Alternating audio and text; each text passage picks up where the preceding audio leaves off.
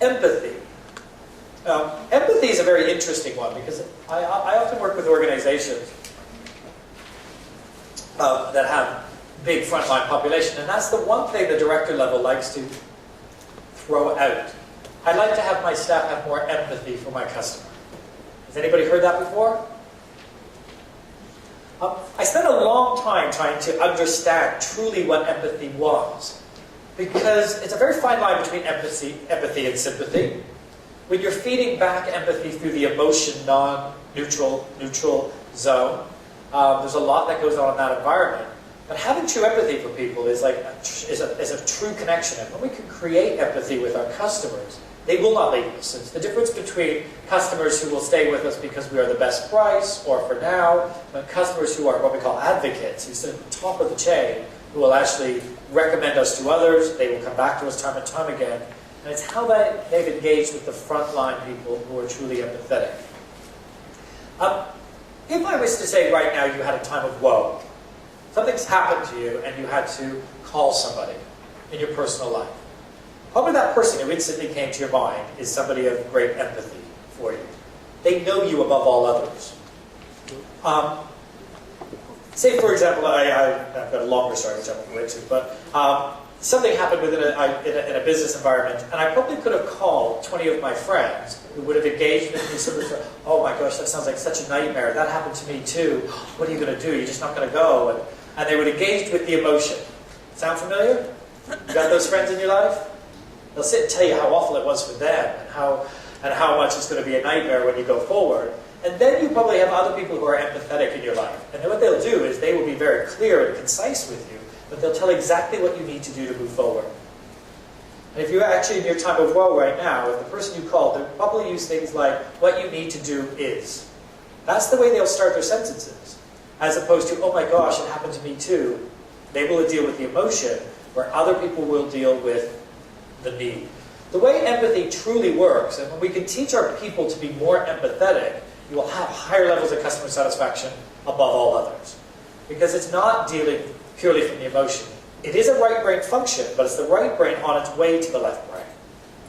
The way sympathy works, is it's right brain to right brain. So if I was, is it Claire? Claire. So if I was engaging with Claire right now, in any form of either a confrontation, so she's angry with me and my organization, or she's saddened by something that's happened, it doesn't matter what the emotion is, because it's an emotional state she's in. She could be angry, complacent, because we have plenty of lazy customers as well.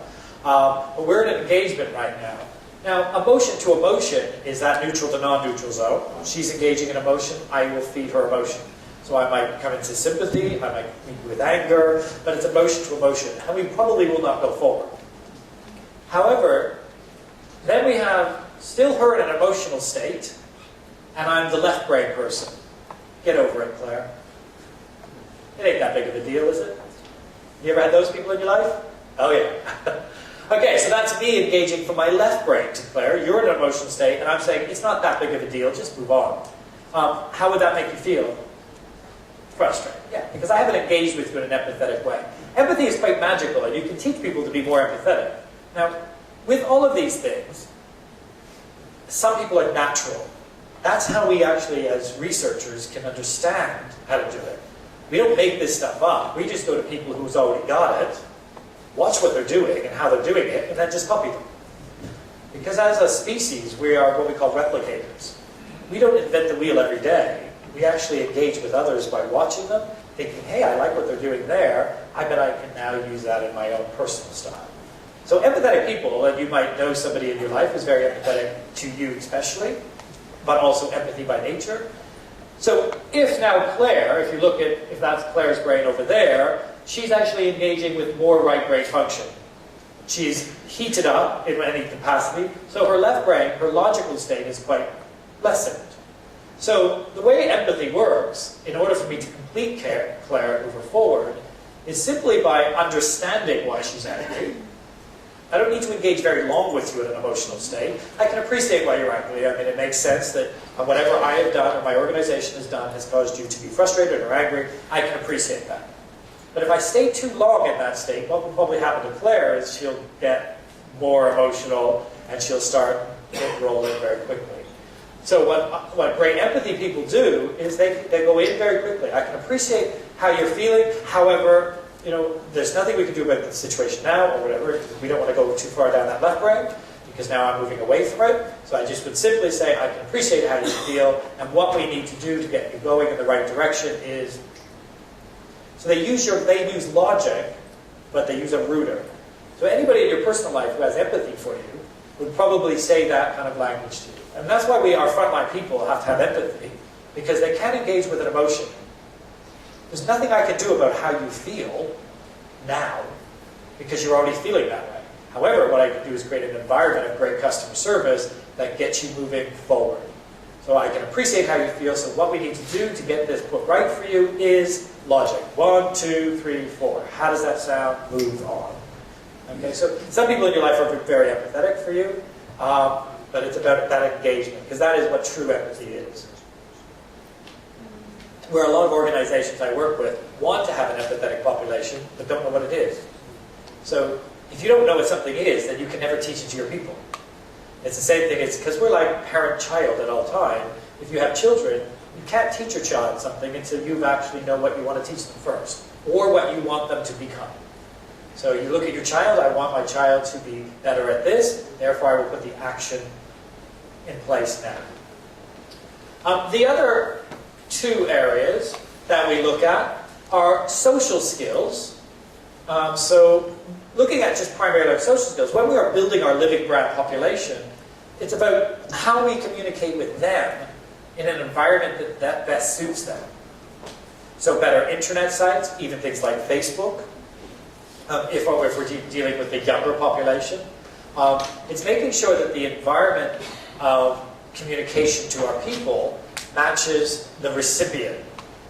So often when organizations build, say, the channel down to their people, they do it through the eyes of the person creating the channel. It's irrelevant at the top. It's how it is received at the bottom.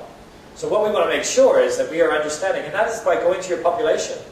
If you're creating a living brand population, a frontline team, go to them first and say, how would you like me to communicate to you?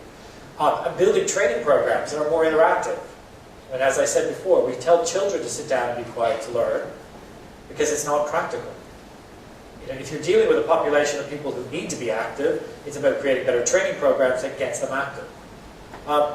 Did a really great piece of work with another company, and we simply gave them a whole box of things, from glitter to glue to a video camera, a digital camera, all kinds of things in this great big box, a wooden board and paints and things.